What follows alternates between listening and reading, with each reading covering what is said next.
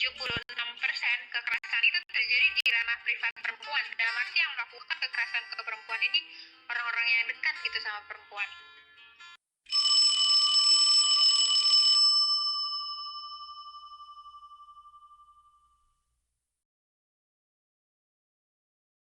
Assalamualaikum warahmatullahi wabarakatuh.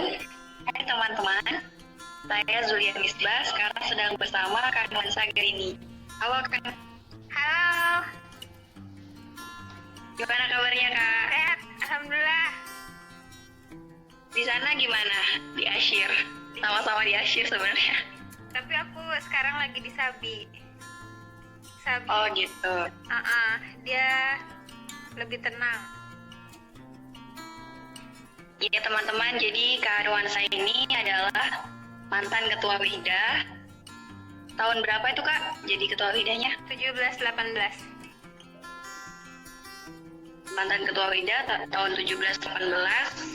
Sekarang jadi ketua APIK, LBH APIK di cabang Mesir. Iya. Nah, tapi belum begitu banyak orang yang mengetahui gerakannya APIK ya Kak, di Mesir ini. Iya. Sebenarnya gerakan APIK itu untuk yang cabang Mesir itu sendiri gimana sih Kak? Gerakan-gerakannya dan slogan utamanya.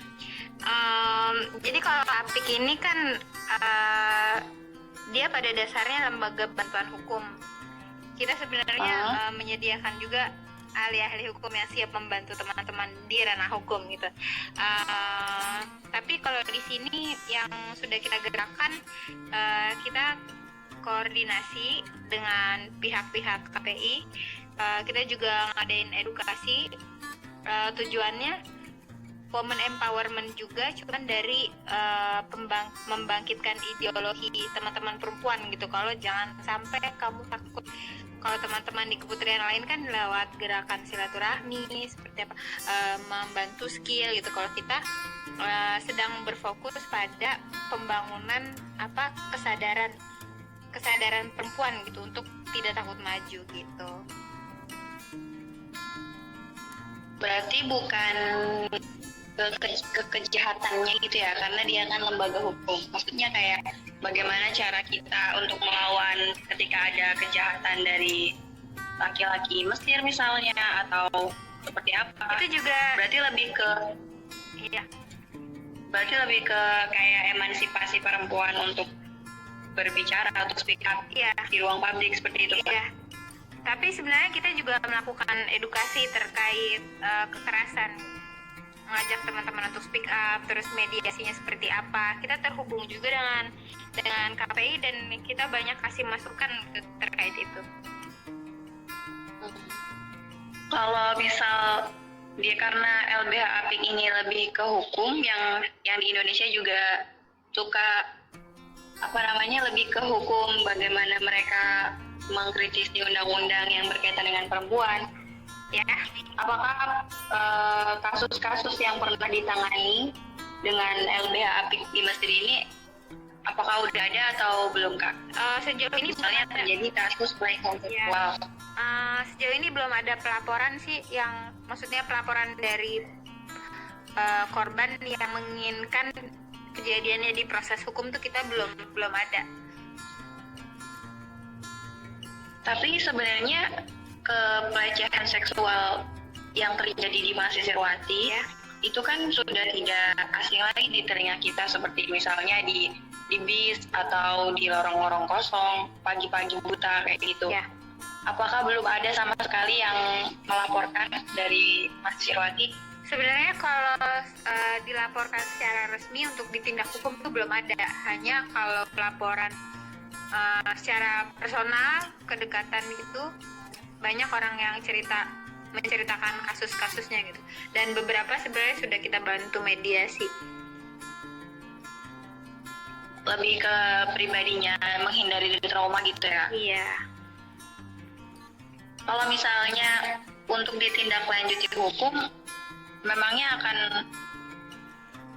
seperti apa langkahnya? Karena kan ini di Mesir, kita beda negara dengan Indonesia. Pasti nanti akan terjalin juga dengan pemerintah Mesir. Apakah sudah terjalin antara APIK dengan pemerintah Mesir? Misalnya Komnas Perempuan di Mesir atau seperti apa?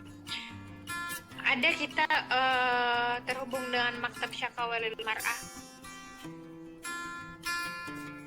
Jadi itu iya seperti Komnas Perempuan di Mesir gitu.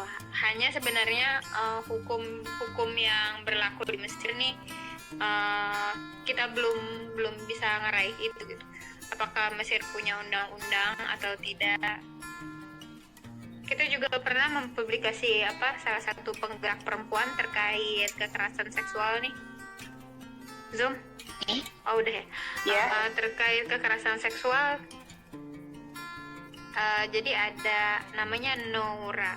Dia punya aplikasi untuk memberitahu perempuan-perempuan lain bahwa setelah terjadi kekerasan di wilayah ini gitu. Jadi ada zona-zonanya. Oh, dan memang di Mesir ini kan juga nggak hanya orang Mesir ke orang wafidat aja, ke orang asing aja, tapi orang Mesir juga Tinggi. terjadi banyak pelecehan seksual. Iya. Juga ada filmnya itu kan. Iya. Sebenarnya kalau untuk bekerja sama mungkin bisa lebih kuat kali Kak ya. Iya, kalau ada MOU seperti itu bisa lebih kuat. Oh iya Kak, kita berbicara tentang pelecehan seksual. Ini kan di masa pandemi, di mana semua itu serba online. Ternyata kekerasan juga merambah ke dunia online, seperti yang terjadi beberapa minggu yang lalu, tapi dari Indonesia yang sudah ke permukaan kasusnya alumnus mahasiswa UII. Iya. Nah, tapi meskipun itu sedang dicari kebenarannya dan si pelaku juga membantah bahwa dia tidak melakukan hal tersebut, tapi ini juga tidak menutup kemungkinan bahwasannya laki-laki di luar sana, entah dari negara mana, itu akan berbuat kejahatan hal serupa gitu. Bagaimana karena juga objeknya adalah perempuan, bagaimana cara kita menyikapi dan mengenali lah, sebelum menyikapi, bagaimana cara kita mengenali kalau itu merujuk pada kejahatan-kejahatan seksual seperti itu Kak. Misalnya kan ada chat, banyak kita menerima chat-chat asing, tiba-tiba ngajak kenalan, tiba-tiba menjurus ke sana. Menjurus ke sananya itu seperti, menurut Kakak gimana? Iya.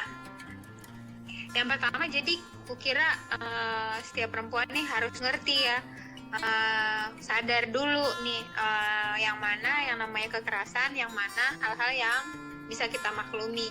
15 bentuk kekerasan ini diidentifikasi oleh Komnas Perempuan kan ada 15 ya. Nanti bisa kita tengok-tengok lagi jurnalnya tuh. Kita pertama harus sadar dulu yang mana yang boleh terjadi sama kita, yang mana yang kekerasan, sehingga kalau kita udah tahu, jadi kita bisa lebih awas dan kita bisa tepat gitu. Oh ini kekerasan dan kita harus marah di sana gitu. Jadi yang pertama kita harus tahu yang mana yang boleh dan yang mana yang nggak boleh sebenarnya. Yang kedua, kalau udah punya kesadaran dan intelektual tentang kekerasan atau pengetahuan tentang kekerasan, kita bisa jaga-jaga. Jadi sebenarnya kalau kita bisa ngelihat nih profilnya seperti apa. Kalau misalnya dalam konteks ini ya, pertemanan di Facebook itu, karena aku dengar banyak juga Facebook akun asing yang suka kirim gambar-gambar nggak sopan gitu. Jadi kita kita privacy lah Facebook kita, kemudian kita saring lagi yang mana yang sekiranya orang normal dan orang yang sopan, yang mana yang orang yang nggak sopan itu. Karena sebenarnya kehidupan ini belum seutuhnya aman buat perempuan. Terus setelah itu yang ketiga, aku mau pakai konsep ini deh, konsep Islam. Laki-laki godul basor, perempuan jaga diri juga gitu. Jadi kukira nggak semuanya ya. Ini sebenarnya bertabrakan gitu dengan victim blaming. Tapi kukira laki-laki sama perempuan harus kerja sama-sama. Laki-laki menundukkan pandangan, pandangan, maksud menundukkan pikiran liarnya, menundukkan hayalan seksinya, menundukkan matanya, dan perempuan juga ngejaga sikapnya. Kebetulan yang kemarin terjadi kan mahasiswa itu juga termasuk teman saya sih. Kita ngobrol juga, tapi alhamdulillahnya saya sendiri nggak dapat pelecehan itu. Jadi bisa jadi dia juga milih-milih orang. Itu sebenarnya mahasiswa yang di Indonesia itu. Oh, jadi bisa jadi dia juga milih-milih orang gitu. Kalau menurut victim blaming yang aku omongin salah sih, tapi tapi aku lebih sepakat dengan konsep Islam. Kita sebagai perempuan juga harus menjaga juga, dan laki-laki harus juga dia menundukkan pandangan yang berarti bukan mata doang ya, tapi pikiran liar, ya seperti itu. Tapi memang kalau misalnya udah di online dan hidup kita selama pandemi ini kan memang terpusat pada HP.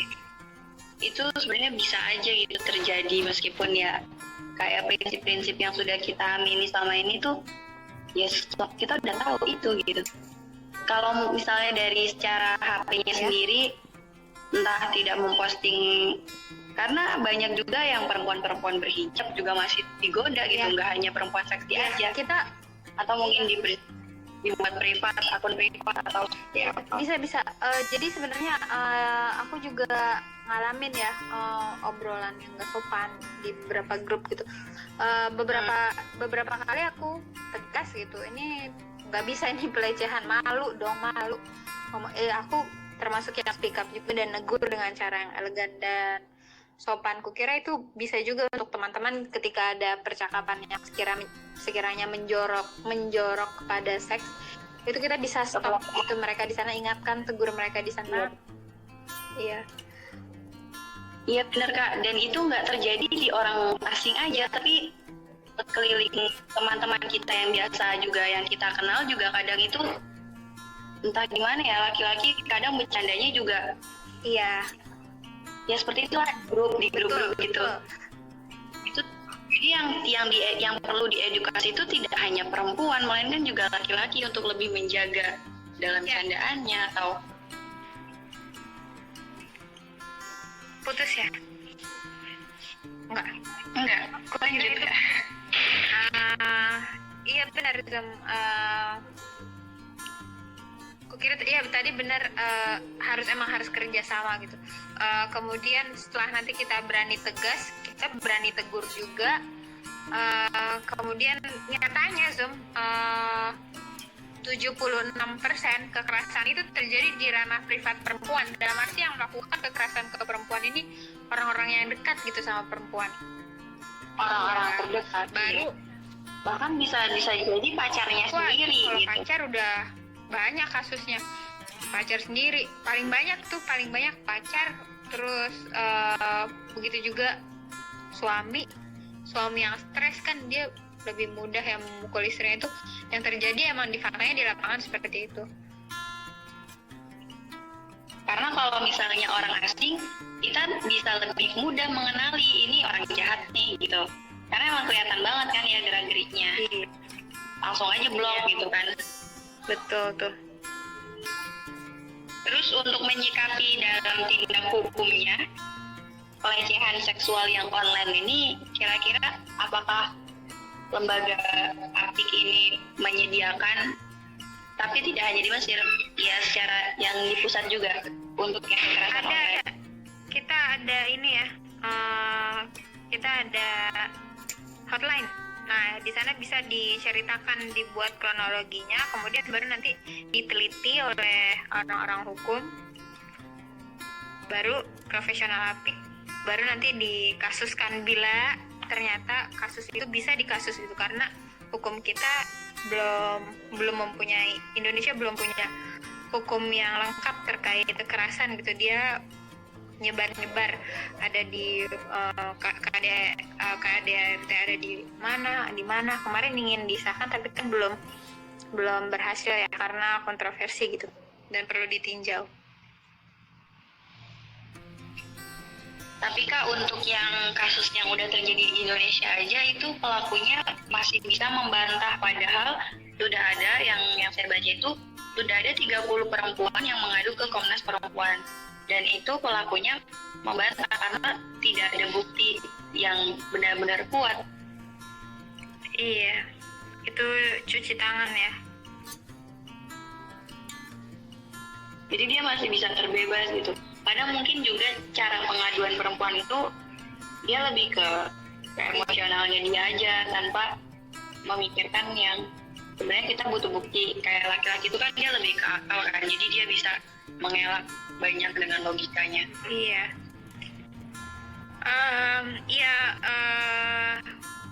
Iya, khawatirnya sih seperti itu ya Zoom.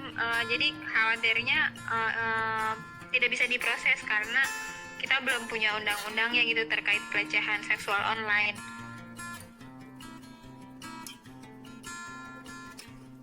Jadi mungkin kiat-kiatnya ketika kita mendapatkan pelecehan seksual online, langkah pertama kita kasih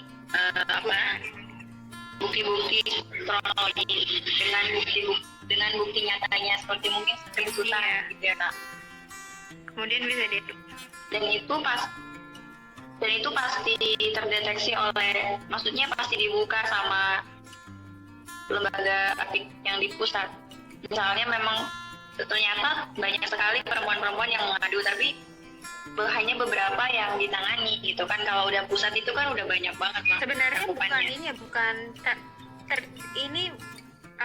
bukan perkara tidak ditangani dan ditangani, semuanya ditangani, hanya kasus mana yang bisa dijerat undang-undang. Banyak kasus kekerasan ini belum punya hukum, jadi nggak bisa diproses secara hukum.